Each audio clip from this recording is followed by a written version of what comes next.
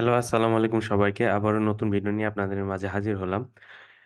আমি অলরেডি হচ্ছে ফুল SEO series start করেছি এবং এটা হচ্ছে অ্যাডভান্স টেকনিক্যাল এসইও সিরিজের একটি ভিডিও। আমরা হচ্ছে প্রিভিয়াস ক্লাসগুলোর একটু ওভারভিউ দিয়ে দিই। প্রিভিয়াসলি আমরা দেখেছি এসটিএক্সএস ফাইল থেকে শুরু করে রোবট টিএক্সটি সাইট ম্যাপ এবং অনেক ইম্পর্টেন্ট টপিক। তো আজকে আমরা যেই টপিকটা শিখবো সেটা হচ্ছে যে এসএসএল সার্টিফিকেট, দেন এইচটিটিপি, এসটিটিপিএস এই বিষয়গুলো নিয়ে। এবং এই বিষয়টা হচ্ছে যে মোস্ট ইম্পর্টেন্ট র্যাঙ্কিং ফ্যাক্টর। কারণ গুগলের যতগুলো র্যাঙ্কিং ফ্যাক্টর আছে, আমরা অলরেডি বলেছি যে গুগলের হয়তো 200+ বা সামথিং এরকম র্যাঙ্কিং ফ্যাক্টর আছে। তার মধ্যে একটা অন্যতম র্যাঙ্কিং ফ্যাক্টর হচ্ছে যে সিকিউরিটি বা এইচটিটিপিএস। সো এই এইচটিটিপিএসটা কিভাবে আমরা সেট আপ করবো বা কিভাবে করতে পারি বা বিষয়গুলো কিভাবে চেক করতে পারি, সব বিষয়গুলো নিয়ে আমরা আজকে শিখবো। এবং হচ্ছে আমরা দেখবো যে কিভাবে আসলে আইডেন্টিফাই করতে হয় এবং ফিক্স করতে হয়, এসএসএল সার্টিফিকেটও কিভাবে ইনস্টল করতে হয় আমি সেটাও কিন্তু আপনাদের দেখাবো। তো চলুন আমরা হচ্ছে শুরু করি। ওকে। সো যারা ভিডিওতে নতুন দেখতেছেন, আশা করি চ্যানেলটা আমার সাবস্ক্রাইব করবেন এবং ভিডিওটা ভালো লাগলে অবশ্যই লাইক বাটনটা প্রেস করবেন। ওকে। সো এটা হচ্ছে যে এই এইচটিটিপি বা এইচটিটিপিএস। আমরা যদি একটা ওয়েবসাইটটা দেখি, আমি হচ্ছে এই ওয়েবসাইটটা এক্সাম্পল হিসেবে নিচ্ছি। তো এই ওয়েবসাইটটার একটা ডোমেন আছে, আপনারা সবাই ফলো করে দেখেন যে vehiclegoals.com। তো এইটা হচ্ছে যে অ্যাড্রেসটা, এটা হচ্ছে একটা ডোমেন। এবং আমরা যেই এই ওয়েবসাইটে যাবতীয় যা কিছু ফাইল আছে, এইটা কিন্তু হচ্ছে তার হোস্টিং এ আমরা হোস্ট করছি। সো যখন আমরা এই ব্রাউজার থেকে একটা রিকোয়েস্ট পাঠাচ্ছি, বিষয়টা আপনাদের যদি ইজি করতে বলতে যাই, এই ইমেজটা আপনারা ফলো করে দেখেন যে এখানে হচ্ছে যে ক্লায়েন্ট লেখা আছে, এটা হচ্ছে মনে করেন আপনার, আপনি হচ্ছে ইউজার বা আপনার হচ্ছে ইউজার। তো আর খালি খালি ওয়েবসাইট ভিজিট করতে হবে না, তার ইন্টারনেট ব্রাউজারের জন্য একটা ব্রাউজার লাগবে। সো এই যে ব্রাউজার রিকোয়েস্ট পাঠাচ্ছে, কোথায় পাঠাবে? এটা হচ্ছে সার্ভার।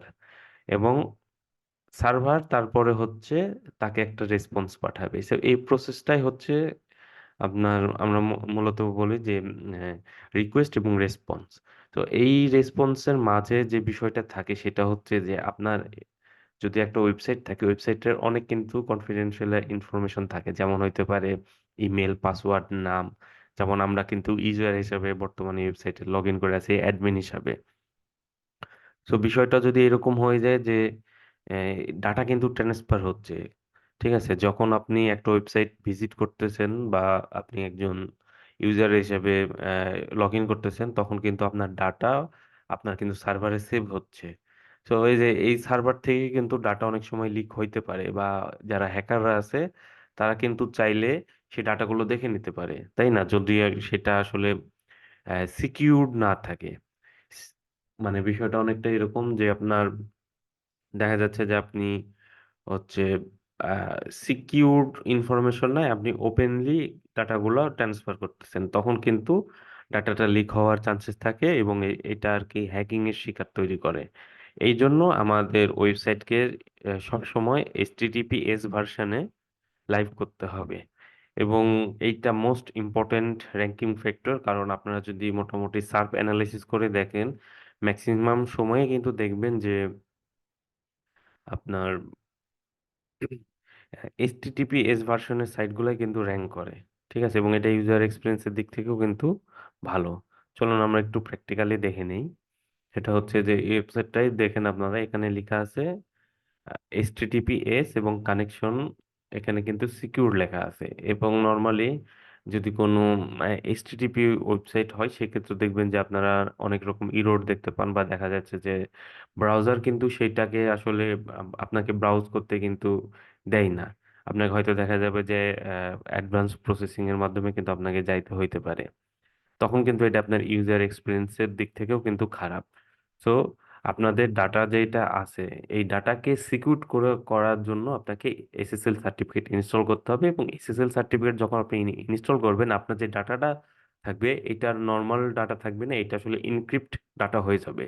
তখন আর কি এটা যাদের কাছে অ্যাক্সেস আছে তারাই কিন্তু একমাত্র হচ্ছে খুলতে পারবে। ঠিক আছে, তার মানে আপনি যদি ওয়েবসাইট ওনার হন, আপনার কাছে যদি ইউজার আইডি পাসওয়ার্ড এই ধরনের জিনিসগুলো থাকে, আপনি কিন্তু একমাত্র ওয়েবসাইটটা লগ ইন করতে পারবেন। সো এটা কিন্তু হ্যাকিং এর শিকার হবে না। সো এটা গেল হচ্ছে এসএসএল সার্টিফিকেট।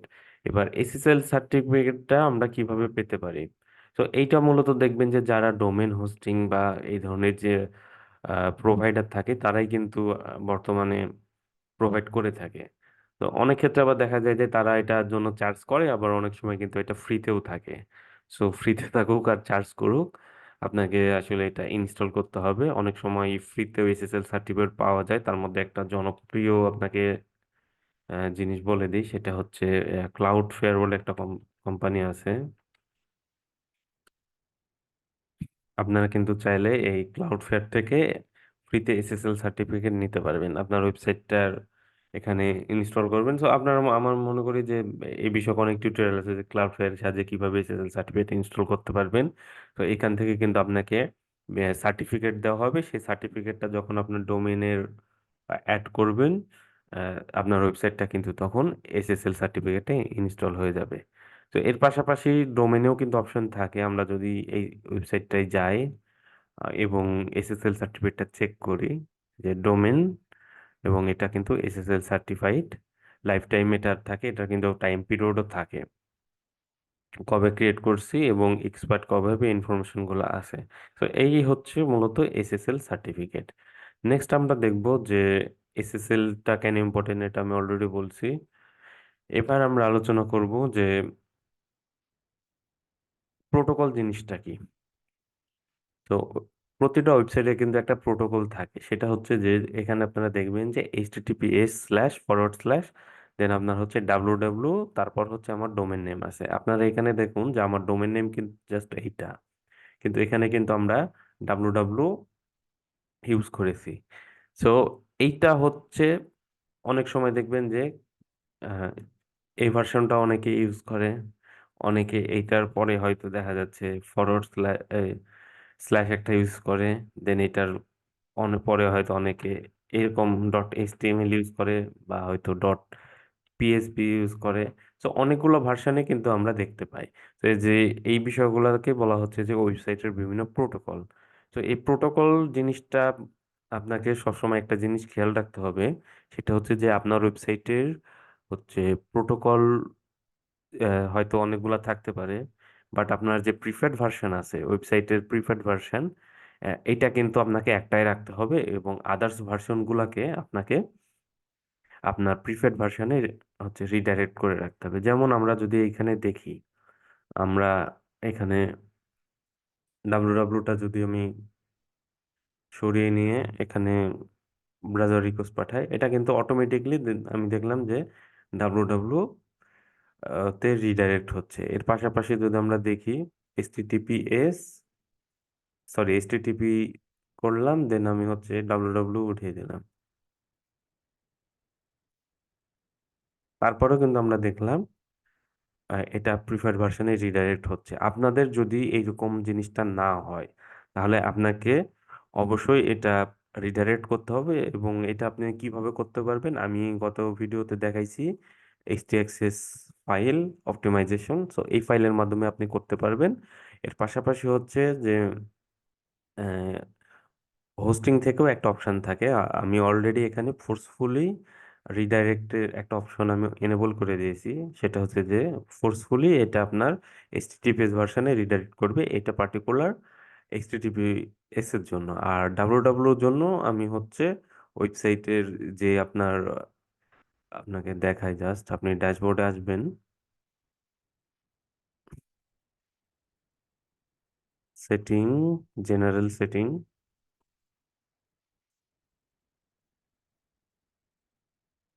এই যে আপনার সাইট অ্যাড্রেস কিন্তু এখানে সিলেক্ট করে দেওয়া আছে। তো আপনারা এখান থেকে কিন্তু প্রিফার্ড ভার্সনটা সিলেক্ট করতে পারবেন। আই হোপ আপনারা বুঝতে পারছেন প্রিফার্ড ভার্সনটা কি। এবং আহ, অবশ্যই আপনাকে একটা সিঙ্গেল প্রিফার্ড ভার্সন রাখতে হবে, না হলে আপনার দেখবেন যে ওয়েবসাইটে অনেক আননেসেসারি হচ্ছে প্রবলেম তৈরি হচ্ছে, যেটা হইতে পারে ডুপ্লিকেট কন্টেন্ট ইস্যু। আপনার দেখা যাচ্ছে একই ওয়েবসাইটে যদি দুই রকম ভার্সন আপনার ইন্ডেক্স হয়ে যায়, সেক্ষেত্রে কিন্তু এটা একটা ডুপ্লিকেট কন্টেন্ট ইস্যু তৈরি করে। সো যেটা অনেক খারাপ একটা জিনিস।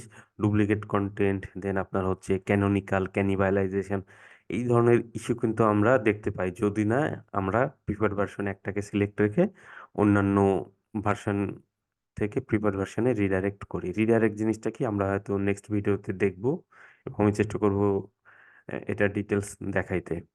তো চলুন আমরা এবার নেক্সট টপিকে মুভ করি, সেটা হচ্ছে প্রিপেয়ার ভার্সন চেক। আচ্ছা, এটা আমরা চেক করছি। এবার আমরা দেখব যে ইন্ডেক্স ইউআরএল কিভাবে চেক করবেন, যা আপনি আসলে আনসিকিউরড ইউআরএল আসলে ইন্ডেক্স হয়েছে কিনা। আমরা এটা একটু প্র্যাকটিক্যালি দেখব, এবং সিকিউরিটি ইস্যু রিলেটেড ইস্যুগুলো আমরা একটু ফাইন্ড আউট করব। সো এটার জন্য আমরা যেটা করতে পারি, সেটা আমি আমার একটা অডিট টুলস ইউজ করব, যেটা আমি অনেকবারই দেখাইছি, স্ক্রিমিং ফগ।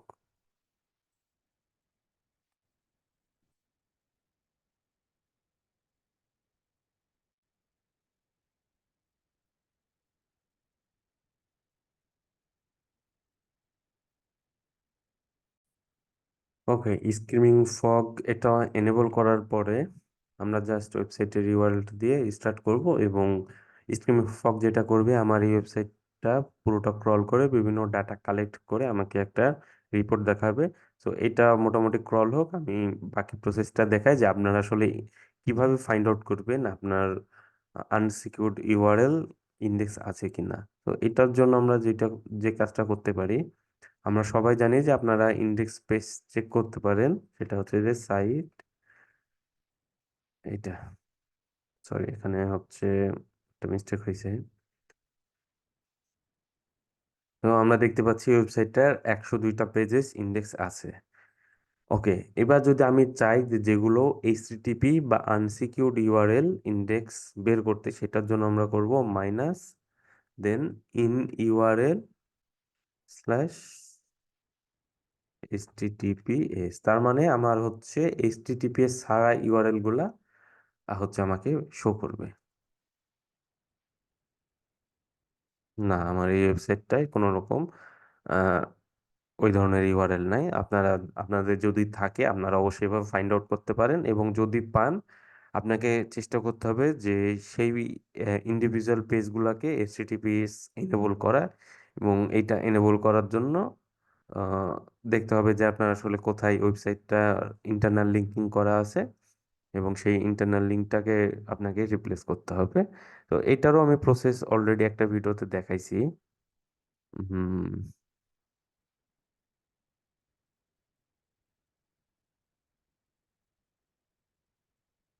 এই যে এটা, এই ভিডিওটা আপনারা দেখতে পারেন, টেকনিক্যাল এসইও অডিটের সেকেন্ড পার্ট, এবং এখানে আমি প্র্যাকটিক্যালি দেখাইছি কিভাবে আপনারা এটা ফিক্সড করবেন। চলুন আমরা হচ্ছে নেক্সট টপিকে মুভ মুভ করি। আমি হচ্ছে ক্রল থেকে বের করব কিভাবে আমার আনসিকিউরড ইউআরএল গুলার ইন্টারনাল লিঙ্ক আছে কিনা, এটা আমি কিভাবে ফাইন্ড আউট করতে পারি। ওকে, এইখানে এসে আমি উম, মোটামুটি সব ইস্যুগুলো পেয়ে যাবো। এখানে আমাকে দেখতে হবে যে সিকিউরিটি রিলেটেড ইস্যু আছে কিনা। সিকিউরিটি,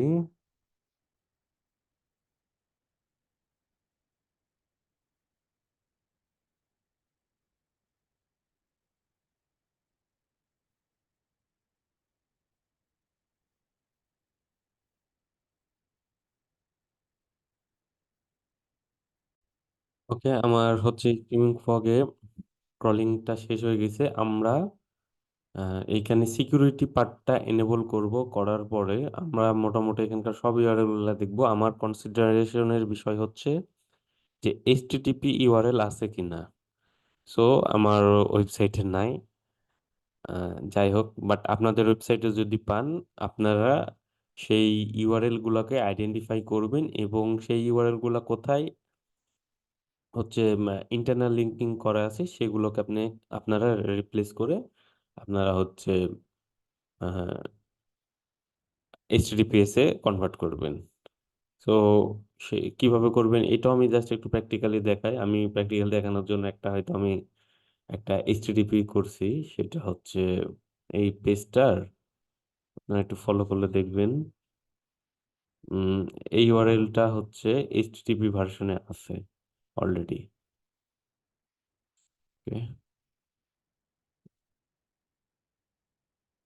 এই যে এই লিঙ্কটা আমি এইচটিটিপি ভার্সনে কনভার্ট করছি। এটা আসলে মানে এইচটিটিপিএস ছিল, জাস্ট আপনাদেরকে দেখানোর জন্য জাস্ট। আচ্ছা, আমরা হচ্ছে এই লিঙ্কটা চেঞ্জ করে এইচটিটিপিএস ভার্সন করে দেবো যদি আমি প্রবলেম পাই। ওকে, আমি হচ্ছে এডিটে গেলাম।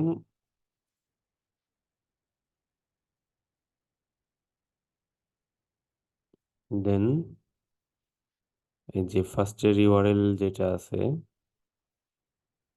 এই ইউআরএলটা আমি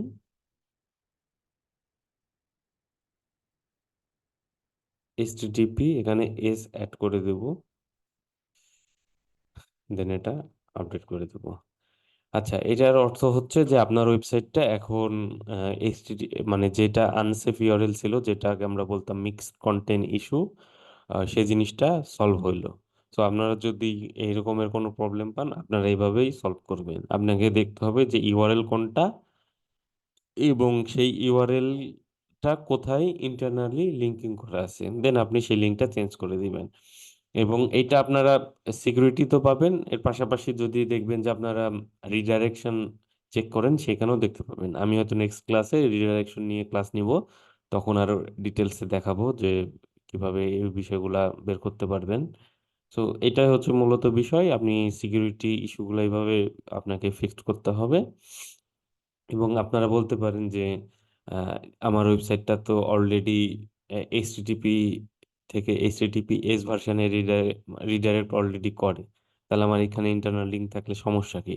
আসলে বিষয়টা এরকম হয়ে যায় যে যখন আহ, একটা হচ্ছে এটা ক্রলিং রিলেটেড ইস্যু, সেটা হচ্ছে যে একটা যে কোনো ক্রলার, সার্চ ইঞ্জিনের ক্রলার আপনার ওয়েবসাইটটা ভিজিট করবে, করতে দেন আপনার যদি দেখে যে আপনি একটা আনসেফ বা এইচটিটিপি ভার্সনের ইন্টারনাল লিঙ্কিং করছেন, তো এইটা কিন্তু সে রিডাইরেক্ট হয়ে একটা ডেস্টিনেশনে প্রবেশ করবে। এইটাতে কিন্তু তার একটা বাজেট নষ্ট হয়। আর আপনারা ভালো করে জানেন যে প্রতিটা ক্রলারের জন্য কিন্তু একটা লিমিটেড বাজেট থাকে। সো আপনাকে কিন্তু বাজেট অপটিমাইজেশন করার জন্য আপনাকে অবশ্যই কিন্তু রেসপন্স কোড 200 ওকেতে আপনাকে ইন্টারনাল লিঙ্কিং গুলা করতে হবে। এই জন্যই মূলত আমরা এত কিছু টেকনিক্যাল ইস্যুতে অপটিমাইজ করি। সো মূলত এই বিষয়গুলো দেখবেন যে আপনি মনে হয় না যে টিউটোরিয়াল খুব একটা অ্যাভেলেবল পাবেন। আমি আমার প্র্যাকটিক্যাল এক্সপিরিয়েন্সে এই বিষয়গুলো মাল্টিপল টাইম ফিক্স করেছি এবং বর্তমানেও করতেছি। এই জন্য আপনাদেরকে এই জিনিসগুলো শিখাইলাম। অনেকে দেখবেন যে এই ইস্যুগুলা বিভিন্ন অডিট টুল যেমন হচ্ছে সেমরাশ বা হচ্ছে এইচরেফে হয়তো সিকিউরিটি ইস্যু দেখেই বিষয়গুলো কিভাবে ফিক্সড করবো এটা আপনারা বুঝতে পারেন না, তখন আপনারা কিন্তু এভাবে ফিক্সড করতে পারেন। সো আই হোপ ভিডিওটা আপনাদের ভালো লেগেছে। এই ভিডিও রিলেটেড যদি কোনো কিছু আপনাদের জানার থাকে, আপনারা অবশ্যই আমাকে কমেন্ট করবেন এবং ভিডিওটা কেমন লাগলো অবশ্যই জানাবেন। দেখা হচ্ছে পরবর্তী ভিডিওতে। আল্লাহ হাফেজ।